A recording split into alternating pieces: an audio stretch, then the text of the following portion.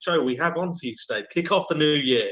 So, quick round of introductions. My name is Johnny Berry, and in my day job, I am the head of decarbonisation for Novuna Vehicle Solutions. But most importantly, I am the moderator for this session to make sure we stay on time and to the agenda. I'm looking at you, Paul. What you suggest I talk? So I'll go next. I'm Paul Kirby. I'm the electric van man in my day job. What, have I broken the rules already? Oh, yeah. Who cares? Over to somebody else. Hello, I'm John Curtis, and I look after the mailroom. Essentially, question and answer box. At the bottom, you will see a Q&A tab. If you have a question for any of our guests or us, then whack it into the Q&A box. The best question of the day wins one of these, an EV Cafe mug, much sought after, but no frog in yours. Moving on, who's next? Samo. It has to be me because there's no one else left. We're missing Sarah. Hi, everybody. Yeah, so Sam Clark, my day job is Chief Vehicle Officer at GridServe, and today I'm doing the introductions and just talking nonsense as per usual.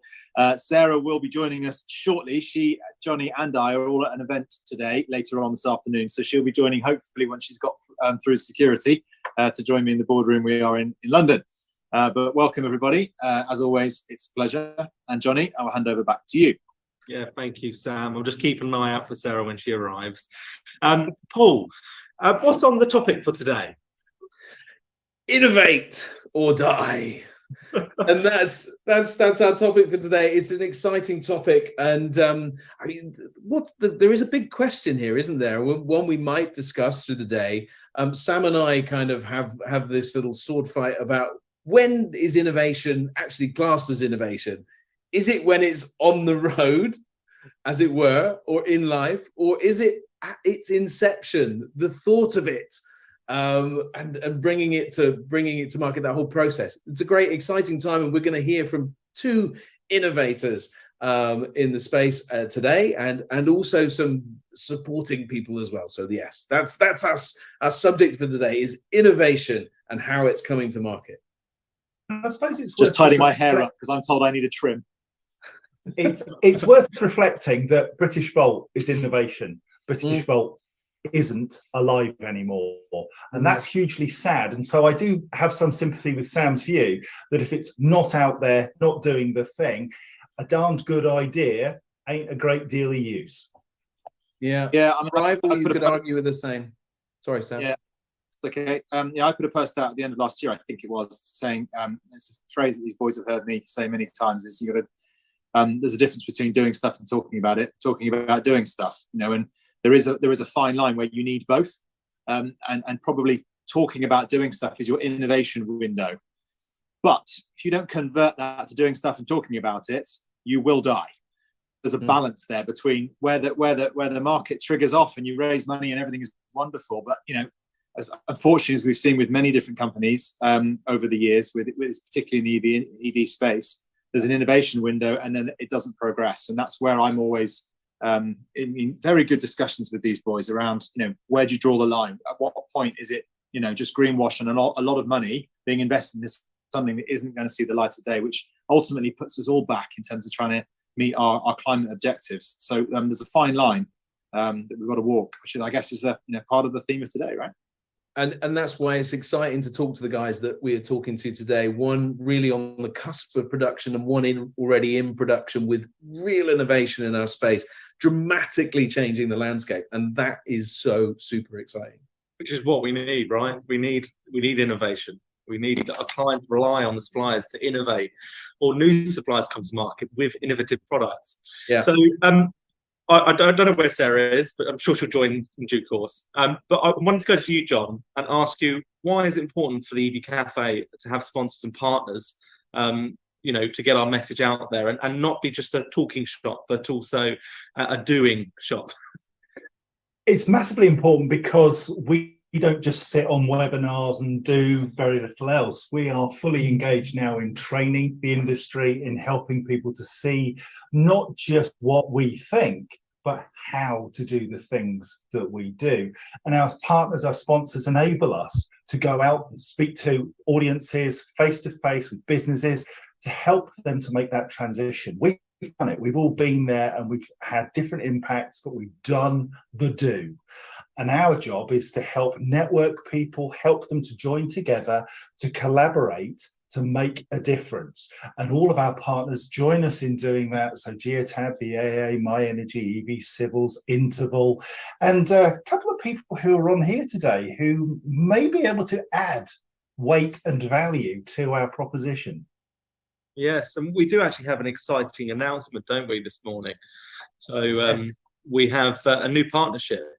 So Sam, I don't know if you want to talk to us a bit about this new partner of ours. Well, yes, or perhaps I will talk about the two people who are about to appear on screen, and then they can do that. They can talk about who they are, I think. But anyway, so we have on soon to arrive. Steve and Nikki, if you can hear me, by all means appear. There you are.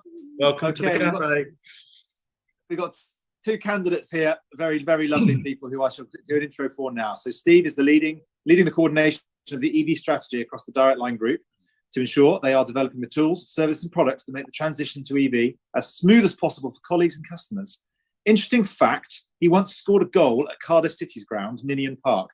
I kind of want to know more about that, but at the same time, we've got to move on. And the lovely Nikki, who seems to never not smile, I've discovered, which is wonderful. Is Direct Lines Group's head of UK Insurance Business Solutions and Churchill Expert, which is focused on helping commercial customers by providing insurance solutions for fleets, salary sacrifice schemes, and mobility subscription. Her interesting fact is that a member of the ELO performed at her 21st birthday. Now we can't do initials on this forum, and I've got to be honest, I didn't know what ELO meant, so I had to Google it. So, is it indeed the Electric Light in Orchestra? It is, which shows my indeed. age as well, actually. Okay. Which is a bit Child. So yes, there are your introductions, and you are from Direct Line, and there's a very good reason why you are on our webinar this morning. So over to you guys. Tell us exactly why. Thanks, Sam. Thanks for the introduction, and hello to the wonderful EV community as well as the team. So yeah, you're right. We're delighted to announce that we're joining the sponsorship team, the Select Club, under our Churchill brand. As you say, we work for Direct Line Group. We've got lots of great brands. Oh yes, very good. Very on brand. Here it is, Churchy. Yes. So we're really excited. We're really excited to be part of the selection or the selected sponsor team. And the reason why we're excited is because the theme of today's session really about innovate or die. You know, we can see that electrification is an opportunity to transform the market in terms of how people are buying, using, accessing their vehicles, and insurance is a part of that supply chain. So for us, we've been insuring EVs since they arrived in the UK, and we've always tried to be at the forefront of that. We're Tesla's official kind of insurance partner in the UK, and we all know that they're innovating in this space and really driving electrification forward. So for us, working with you guys is a great opportunity to help educate colleagues, customers, and also the people who are part of your community in terms of the role that insurance can play, and then how we can support people with their push to help customers make that transition to EV. And I'll pass over to Nikki because she's right on the cutting edge of some of the things that we're doing. Great, thanks, Steve. Yeah, so as Steve said, really excited to have the opportunity to work with you all and take this partnership forward, this sponsorship forward. From my point of view, what's really exciting is that, you know, as Steve said, EV is a huge focus for our business, not only for our individual customers, but also for businesses. And certainly what we're seeing in our space is that new models for people to access vehicles are very much coming to the fore. So in the intro, we talked about salary sacrifice, subscription. And what we're seeing is, particularly in the subscription space, very interestingly, is that, you know, customers are using subscriptions as ways to actually get familiar with EVs. So we're seeing huge growth in this area, more and more companies coming to us to talk about subscriptions and talk about, you know, what we can do to help them on their journey to providing usership-based propositions, but also what we can do to help them in their transition to EVs as well.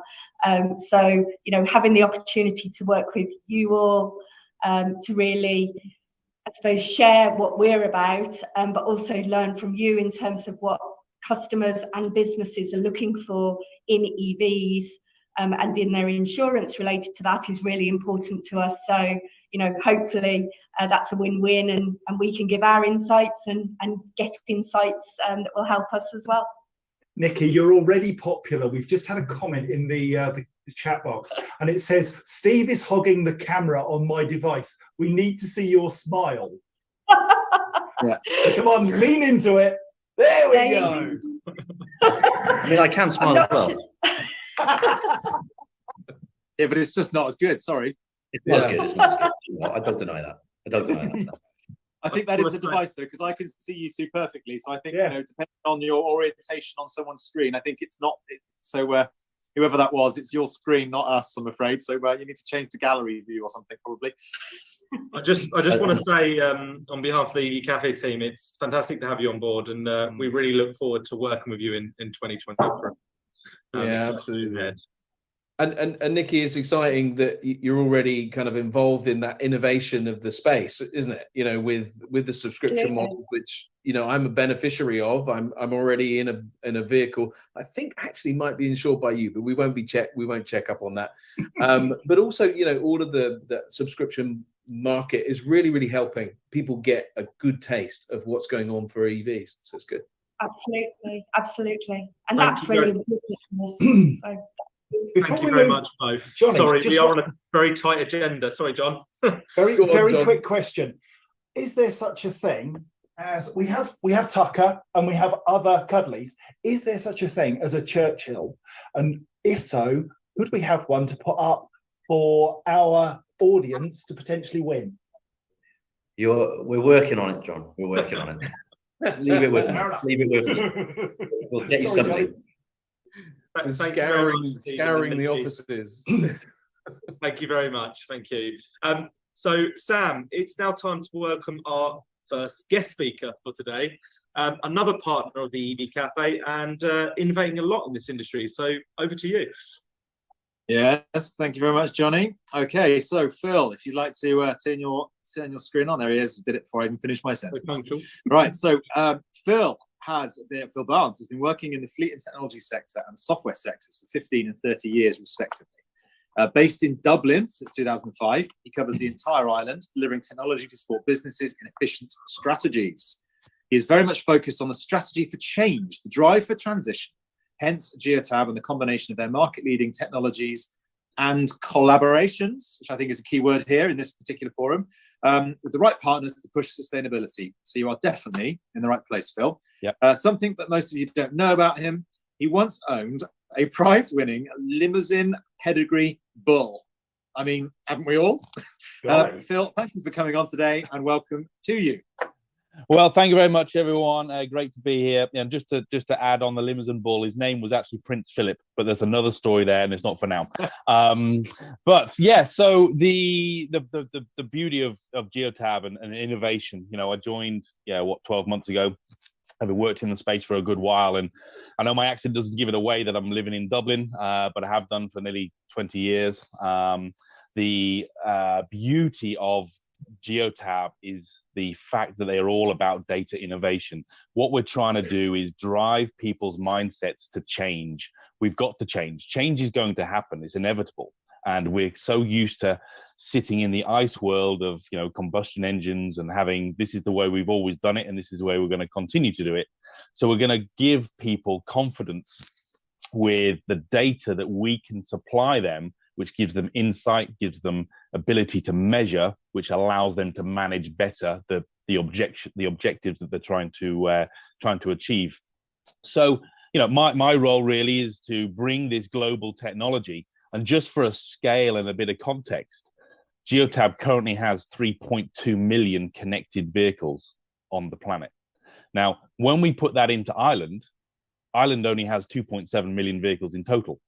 So from a contextual point of view, we have got more than the whole of the island of Ireland. So we've got a huge amount of data, a huge amount of aggregated data, and a huge amount of power to help businesses in every locality to try and make these changes that inevitably are going to come, 2030, 2035, and so on and so forth.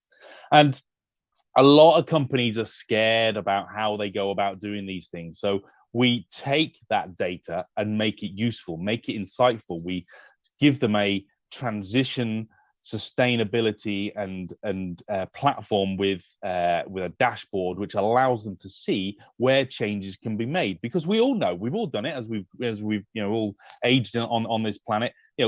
Making a big step is a lot harder than doing a lot of small steps. If you do a lot of small steps, you will get to the end of the marathon. If you make one big step and you do it really fast, good chance you'll run out of breath, and as we were saying before, you might die. So the innovation is about doing it a step at a time.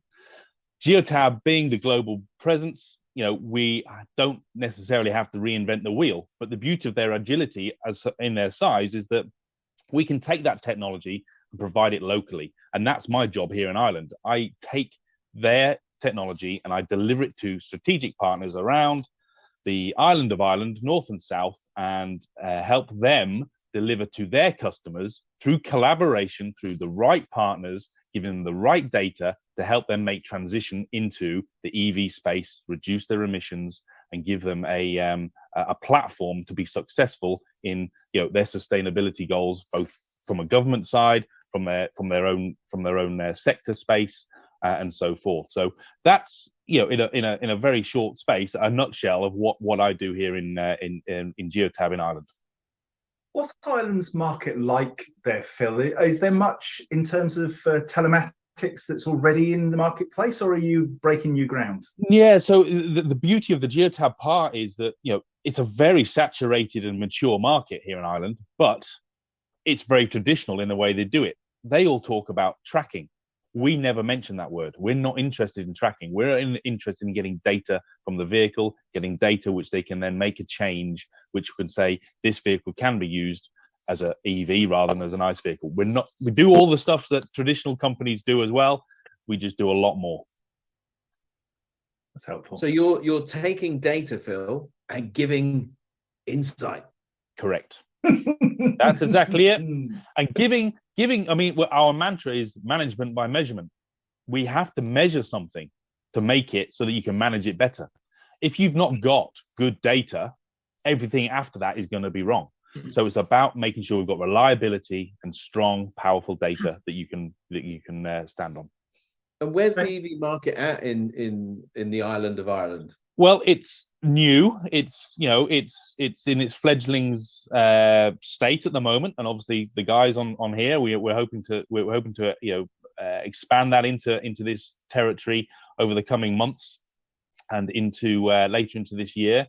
And we're also creating a couple of partnerships with some local people here that do similar things to what you work on, Paul, and stuff, and try and collaborate those things. Because again, we don't have to reinvent the wheel here. We're already doing powerful work around the globe. What we're trying to do is bring that power into a locality which doesn't yet have it. Well, there's a question here from Mike Fisher. He says there's lots of generics here. Can you give some specifics, like our data has saved X, or for a 300 vehicle fleet? What does that mean? The market size, the savings, that kind of stuff. Yeah, so I mean, obviously it's all relative to the businesses that we're dealing with, and every company has a slightly different angle in terms of what their objective is and how they want to measure that back. But typically, there is a fuel saving, without question. If you're measuring it and seeing how a fuel consumption is put through into a vehicle, what fuel is actually being put into a vehicle, is it going into the right vehicle, how it's being driven, and then what we'll do is we'll run a EV suitability assessment. Actually take that data and say, well, can we transition that vehicle into an EV space, and then measure it against what the cost would be to drive the same miles, to do the same work, and then obviously put a CO2 emission score against that, but also a cost score against it. So you'll see that there's many thousands of savings. There are no businesses that use our technology that don't make and save money. We will go to the mail room shortly, but for now, thank you very much, Phil. We'll ask you to come back in approximately 20 minutes for when Perfect. we Thanks, guys. And John officially opens the mail room. So a quick gentle reminder to the audience, please stick your thinking caps on and get some questions in whilst we have these great minds online, and stick it in the Q&A tab rather than the chat box. And if you are watching on LinkedIn or other social channels and want to be involved, then please head over. I'm sure one of us will stick a Zoom link in the chat box. But for now, it's time to welcome our special guest for the show, a true innovator. Sam, would you like to do the honours? What? Sorry, didn't quite catch that. There's a Video first. Yes. Roll the VT. And Sarah Slogan's in the house. Hey. Hi guys, I'm sorry.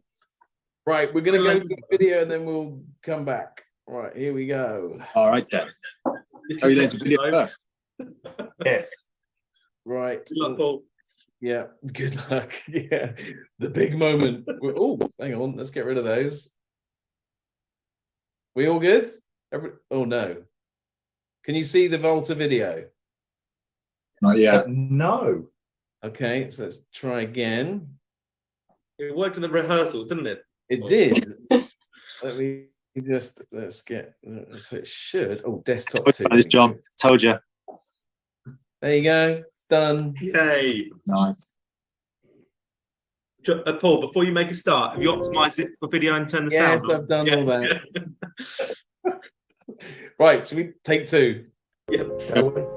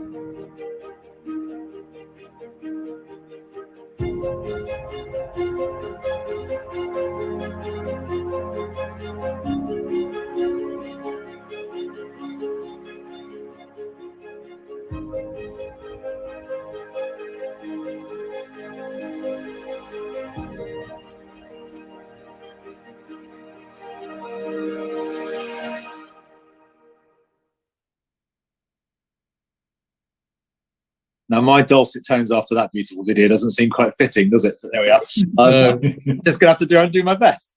So, Carl Magnus, if you're ready, put your camera on. Okay, so we are very lucky to have Carl Magnus Norden with us today. He's the founder of Volta Trucks, as we just seen, a company which aims to accelerate the transition to fully electric trucks. He founded it in 2019.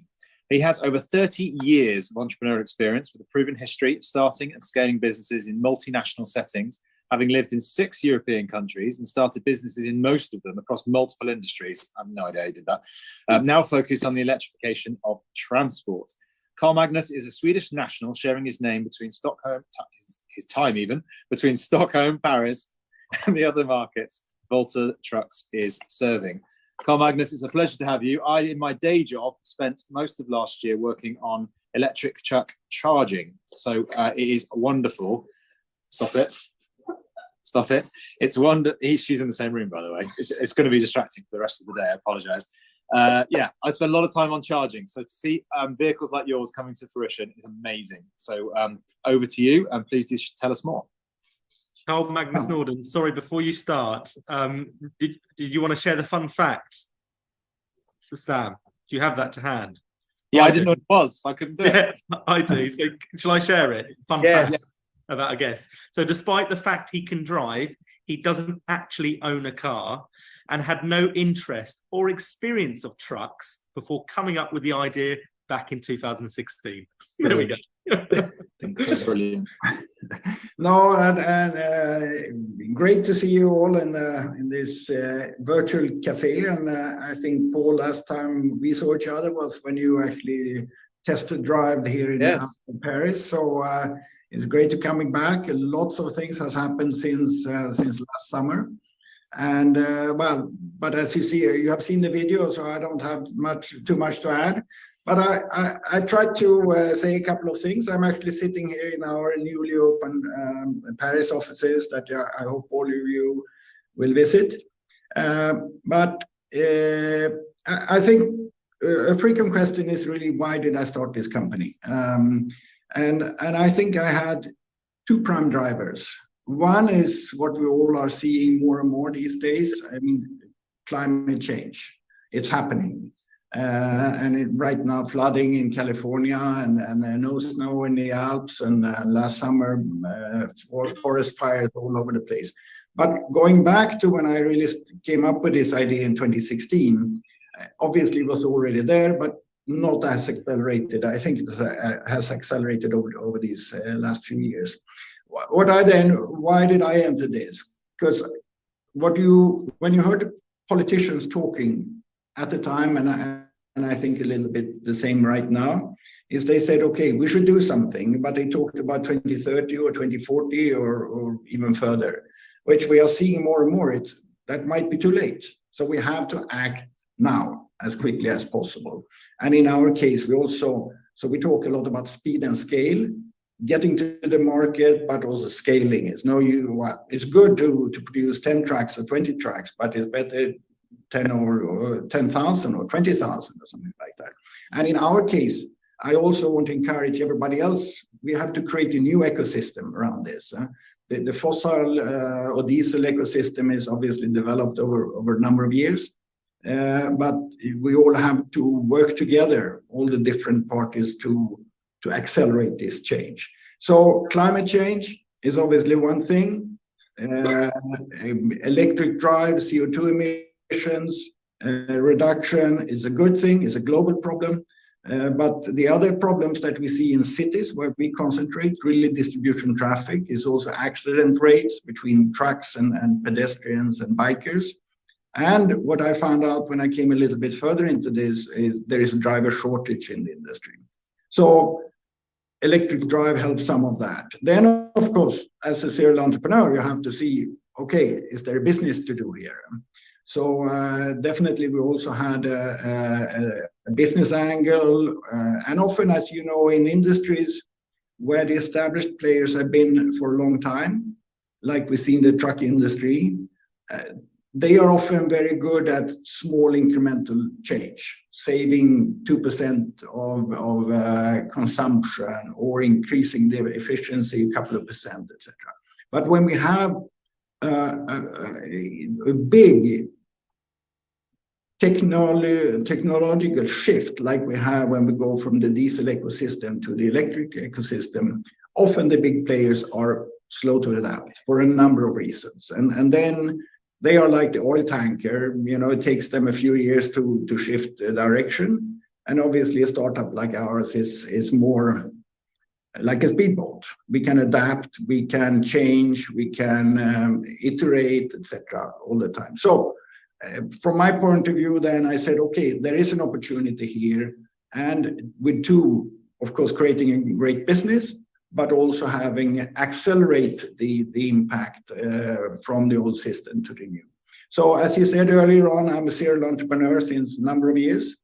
I've had some successes and a number of failures, but you learn out of everything. One thing that I've learned is really to focus. You should try to focus your business. And maybe even before that is really testing your good idea, or that you think is a good idea, really by going out and selling something to the market. So in my case, and as I said before, I didn't understand this, so I had to go back to school. I took the agency for a converter in the Netherlands, and that gave me the opportunity to go out to the market and basically sell. And then you get the real market studies is maybe interesting, but the real feedback. And what I then heard was after sales service is super important, uptime is super important, and obviously the whole suite of changes, electrification, and so on and so on. So that's a little bit where we come from. And you have to tell me when I talk too much. I'm happy to answer questions. I can go on for a little bit while. But anyway, what I want to finish with, we want to also, I think is important, is when you start a company, are you solving any real problems? And in our case, we have the environmental problem. So globally, CO2 emission, locally NOx, particles, and noise. We have accident rates in cities. When I came to Transport for London, they said 4% of the traffic is trucks, and they are involved in 78% of fatal accidents with bikers and 26 with pedestrians or something. Another big problem. And then we have the driver shortage. All of them we try to do something about, and that's great fun. Thank you very much. Could I kindly ask that the EV Cafe team and our audience hold fire on questions just for the time being? As always, we are behind time, but please don't go anywhere, Carl Magnus. We will have lots of questions for you very shortly, but we must hear from our last guest for today before we officially open the mailroom. So over to you, Sam. I didn't write the agenda. Really annoying. So many questions. So many questions. All right, we shall move on. You're right. Time. Johnny is right. We've got to keep to time. Alistair Cooper, you're next. Alistair, as you'll soon find out, is a Scotsman that went to Yorkshire 27 years ago. He's a passionate engineer with background in the marine industry and high-speed diesel propulsion systems, but we won't hold that against him. No. He started DTS in 1998 before becoming part-owned by the Royal Terberg Group in 2000. In 2023, we'll see Alistair being involved in logistics for over 25 years. He is now championing the introduction of EV trucks in the distribution and terminal yard space off highway, with recent deliveries of over 4 million to his rental customers in the UK. Little known fact, he is a Scot who has an interest in whiskey, but doesn't drink. I've not quite been able to get my head around that statement yet, but Alistair, maybe you can elaborate, of course. But otherwise, welcome to the show. Please do turn your camera on if you haven't already. I can't see it yet, but very much welcome. Is it going to appear? There it is. There we go. Afternoon, everyone. Thanks for the invite. I think Paul's to blame for it. So, usually is. As Sam's aptly introduced me, I've been in the logistics, seaport, aviation, and defence sector for nearly 26 years. We've seen a dramatic change in what we're doing within our off-highway sectors. So we're working off-highway, not on-highway. We probably had a false start around about 5 years ago when we introduced electric to some of our customers in the UK, but the price was the challenge, without any doubt. We have historically supplied vehicles into mainland Europe since 2014. Some of those have been operating on the public highway. In fact, we were the first company to provide an electric powered tractor unit operating on the public highway in Germany back in 2014. We still do that today. So whilst the rules and regulations between Europe and the off-cast of the United Kingdom bring us some challenges, we saw with the change in the fuel duty in April this year, and post-COVID, and we saw that the market was changing. So financially for us, we had a product that was not financially competitive historically, which is today financially competitive. And that's been our big catalyst. Because we operate on the public off-highway, we need a financial win. And that financial win is important to us, and it's crucial to our customers. Whereas on-highway has a slightly different agenda. What we're seeing is that we are becoming a test bed for the future on-highway customer. We've had big challenges in understanding charging infrastructure. We recently partnered with Vital EV and the Chem Power Solutions, which really helped us on that journey. Up until that, we were stumbling and bumbling along. So that's certainly been a game changer for us. As Sam talked about, there's no point in talking about it unless you're going to do it. So we did it, and we placed a very big order on our factory last year, 18 months ago, and we're taking delivery of vehicles without customers. And that's given the value of a commercial asset like these, that's a big risk. But our team are approaching the customer The customer's interested in engaging. We've supplied a different business model than what we normally do to introduce electric. And 14 months on from our first one in the UK, our customers are enjoying the journey, taking the learning from it, starting to talk about how they can integrate that learning with their on-highway future requirements, because charging off-highway is as much an Achilles heel as it is on-highway. If you're not careful, you can have a lovely big building, but if you've not got enough power to power a charger, then you've got a problem. So there's a big thing to look at. And the other interesting point is data. We never offer a customer a product unless we've done a data analysis of his current product. If he doesn't have data available, we give him a truck and allow him to capture that data over 2 or 3 months. And then we feed that back into what an EV might look like in that application. So data is king, infrastructure is king. And once we've got both of those, then potentially we can introduce an EV solution. Without either of those, it's just speculation. But what we're seeing is that with the right data, with the right infrastructure, EV is flying. We're delighted that we also introduced last week a test vehicle into the United Kingdom. Santa was very kind to ABP Terminals under the Catapult program funded by the UK government. And we've brought a hydrogen-powered, hydrogen fuel cell vehicle, which drives an electric drivetrain, and that's operating in the port of Immingham for a period of time. So electric is at the core. It can either be purely electric or hydrogen fuel cell electric. So we're dissecting all these different sectors across the world. What we also see quickly before I wrap up is that electric is also acting as a catalyst for some other activity for us off highway. And those other activities are automation, full autonomy, or teleoperation remote driving. Electrical drivetrains allow us to control and do various other things much easier. In the logistics sector, we're seeing onboard batteries and charging on board with the right charger is not a problem. In our big ports and terminals in the future, I think we'll probably look at some large battery swap technology systems. In fact, we're building some of them at the moment in the Far East. So USA, America, Asia, Pacific, Middle East, it's all customers for us. They're not all doing the same thing.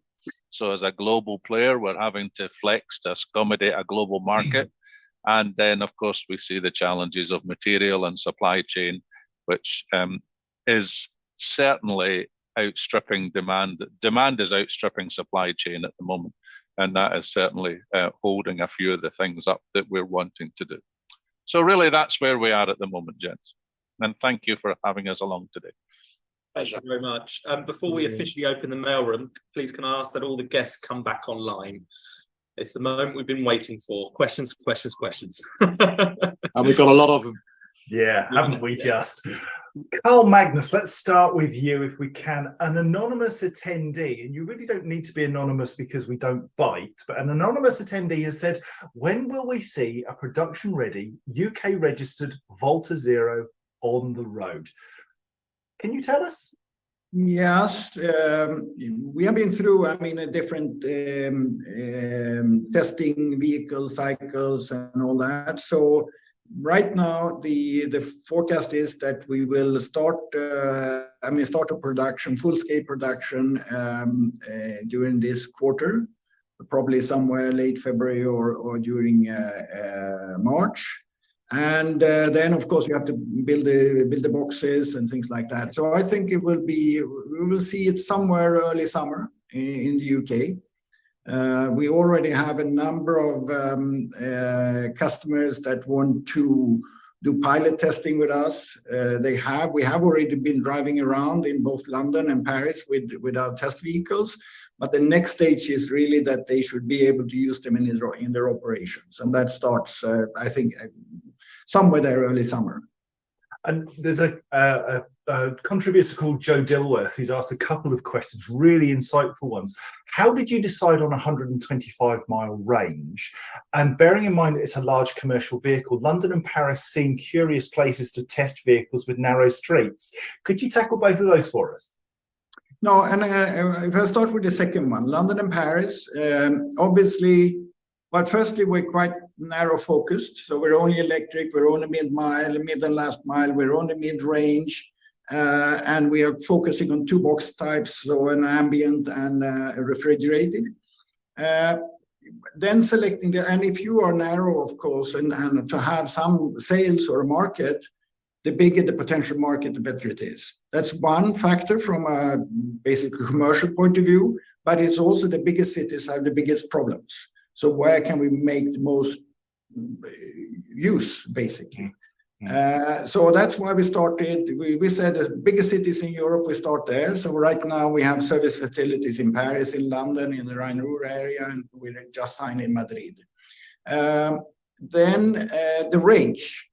If I talk to many fleet operators in these cities, like the Vichenke that we're very close to, in Paris here, the average is about 70 kilometers a day. So that's what, 50 miles or something like that. So 125 miles is more than enough for most use cases. Of course, more battery, you could drive a little bit further. That in most cases is not necessary, but it costs more money and it takes payload. So we have, right now, our biggest is 225 kilowatt hours. And we have two packs, 150. But everybody wants to go for the bigger one because nobody wants to be stopping somewhere in central London or something. But I think over time, when they get more used to it, they will see the benefit of course, a lower price and more payload. And I think this answers Chris Ramsey's question. Chris Ramsey is a pole-to-pole explorer, and he's taking an electric vehicle from South Pole to North Pole.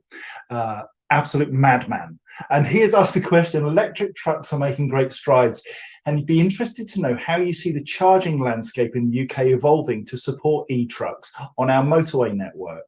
What do you need to make Volta trucks really work efficiently and effectively from the charging infrastructure? Well, the beauty of our use case is also basically distribution. So it's back to base.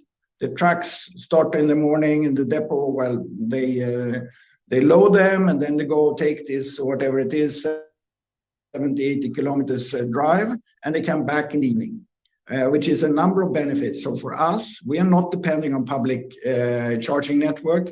We install the network with our customers in their depots. And the beauty is, of course, that then they can charge overnight. So it's off-peak take, which is good for the grid and all that. It's also, as they often stand there maybe for 8, 10 hours a night, we can slow charge or relatively slow charge. And 22 kilowatt hours is our recommendation. It's better for the batteries. It's better for the grid connection then, and we can service more trucks on the same electric supply. So there is a number of benefits with that. Cool. Alistair, I wonder if you could take a question for us. Anthony Clayton is asking if the news and media are killing innovation. They're constantly negative, constantly saying electric vehicles can't work. You're making them work. Do you think that the media have a responsibility to support you and other organizations that are being hugely innovative and pushing boundaries? I think some of the media are, John. They are supporting us. They're promoting us. Good. You know, it's a good thing. I think the biggest challenge is government. It's not the media. The government's making all these big things, big words, and empty promises. To be honest, we've got lots of things already in play around the world. I'm struggling to understand why we keep funding the same thing in different countries instead of moving on to new things and innovative things.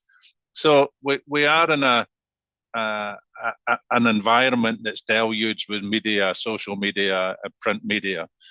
So it's definitely not holding us back. Good news. Phil, would you say that the Irish market is very similar and that there's a lot of really good stuff going on and government needs to step up, or are they quite active in Ireland? It's a good point.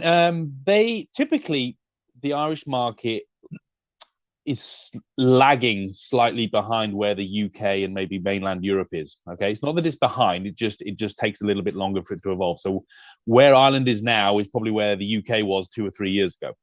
The government are doing similar things to the UK government and putting quite stern targets because they want to get votes. They want to. It's good news for them to actually get a vote and get them into government. And that's one of the challenges that we have, because just as Alistair was saying there's a few empty promises coming. So there's a big challenge in Ireland to hit the numbers. To give you an example, they've put a target of 945,000 vehicles to be electric by the end of this decade, which is what, 7 years away, 6.5 years away. They only sell 100,000 vehicles a year currently, and they're all ICE vehicles, or majority of ICE vehicles. So there is a big shift to come, and whether it'll actually happen, and well, as it stands today, it won't happen. But they're making big empty promises essentially, and we've all got to try and backfill it. Question, if I may, from me, John Curtis, to Stephen and Nikki, our newest sponsors and partners. Is there any evidence from your data that electric vehicle drivers are safer? They have less accidents? That is a great question, John. Thank you. So I think what I'd say is, at the moment, the adoption is still at the early stages, so it's hard to know. There are some hypotheses, so things such as when people transfer into an EV, they're learning about range. They've still got things like you guys talk about a lot: charge anxiety, range anxiety. So does that impact how they'll drive the vehicle? Will they drive more conservatively? Will they drive slower while they get used to the idea of driving an electric car, not a petrol or an ICE vehicle? But as you know, probably, in insurance companies, we love data. We've got loads and decades of historical data for ICE vehicles. We have a very, very small amount of data, equivalent data for EV vehicles. So I guess part of the innovation for us is learning from that data and seeing how does that change things, and then how will that impact how we view, rate, price those vehicles. A big area for us then is also on the repair side. So what kind of repairs and incidents do we see with the EVs that we have? Because again, they tend to have more technology. If you look at a Tesla with the technology on that vehicle, it tends to be that they are involved rather than the instigator of the incident where those cars are involved. And then also things like the cost, because that technology means a lot of the EVs, because they're all new vehicles, the cost of those vehicles to repair at the moment is probably higher than an ICE vehicle, but that's going to change over time. So it's probably too early to say, John, but we look forward to finding out as we go on that journey. So the short answer is yes, then we are safer. Thank you kindly. Alistair, Alistair, question for you about the colour of hydrogen that you use in your hydrogen fuel cells. Is it blue? Is it green? Is it grey? Is it colourless and odourless? Does it come from fossil fuel, basically, or is it from renewable sources? At the moment, our hydrogen has to be clean hydrogen. So it has, most of what we are getting is electrolysis produced hydrogen. So it's very, very clean. We're on the early part of that journey. We potentially will see a nice hydrogen engine in 2024 for testing as well, which again needs a clean product. We will hopefully have a dual fuel vehicle in test by the end of this year, which will be hydrogen on cruise and diesel on power increase.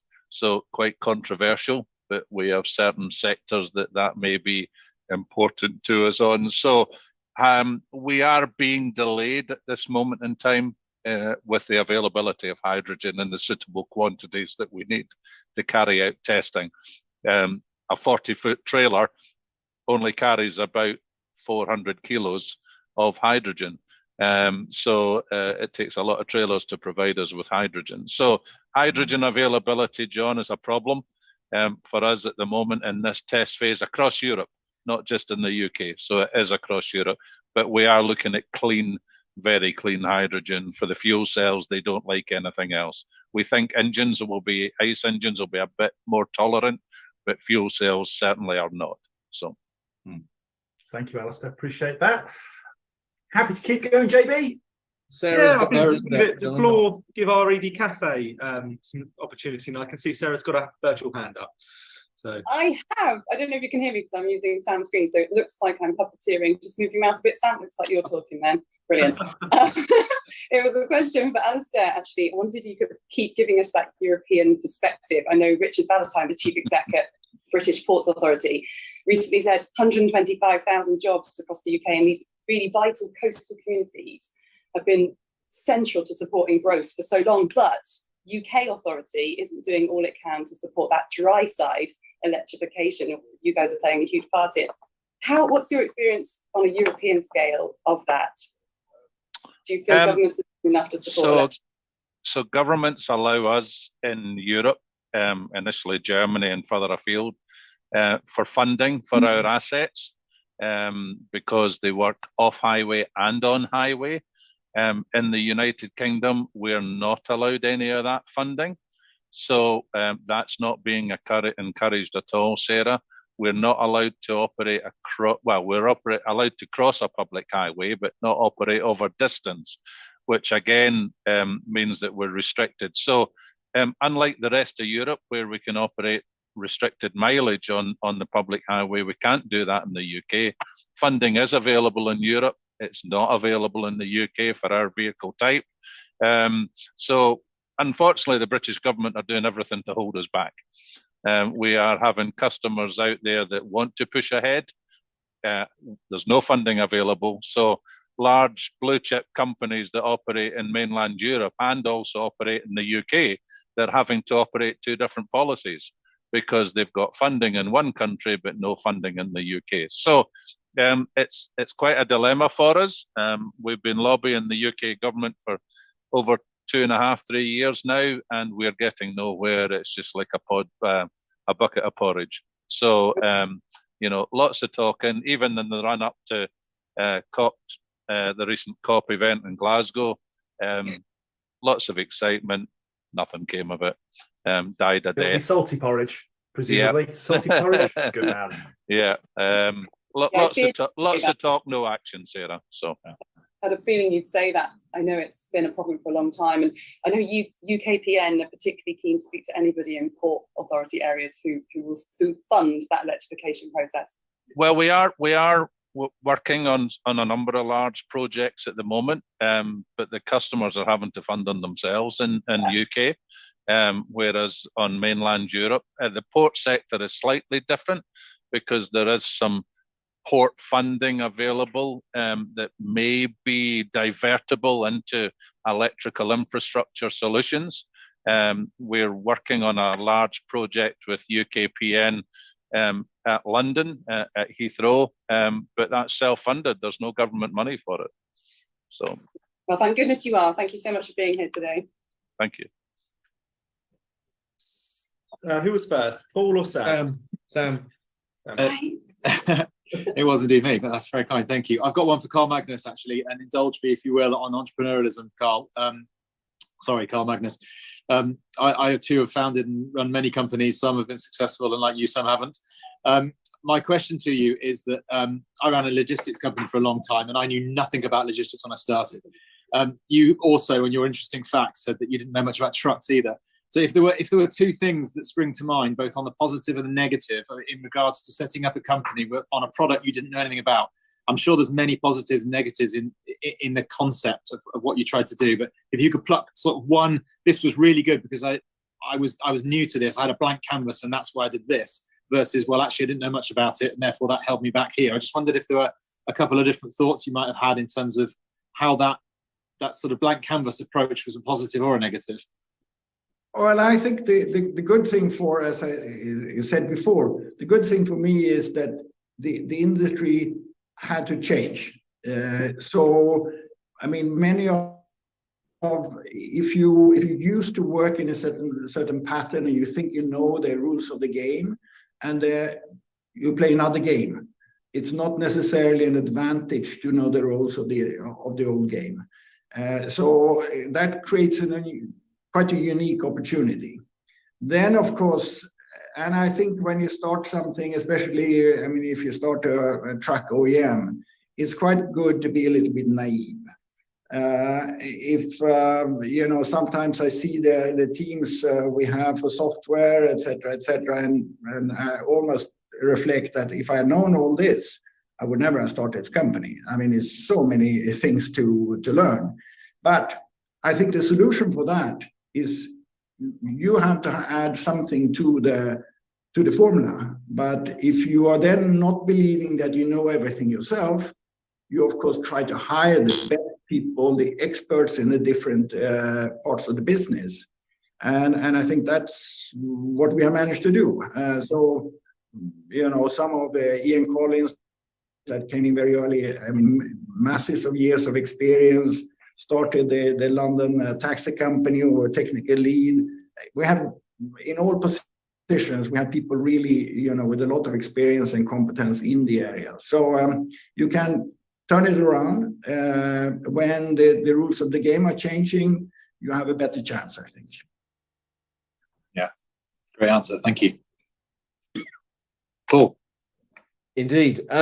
So my question was probably quite similar to Carl Magnus, the question you just asked, Carl Magnus. But Carl Magnus, we've heard a little bit about the government, and Alistair's touched on the fact that it's a bit of a challenge, and obviously we've heard commentary around British Volt. And I'm not asking you to comment on a particular story, but do you see the UK as a harder market in which to operate with the government versus Paris, because you've got a very clear, you know, English-French kind of divide?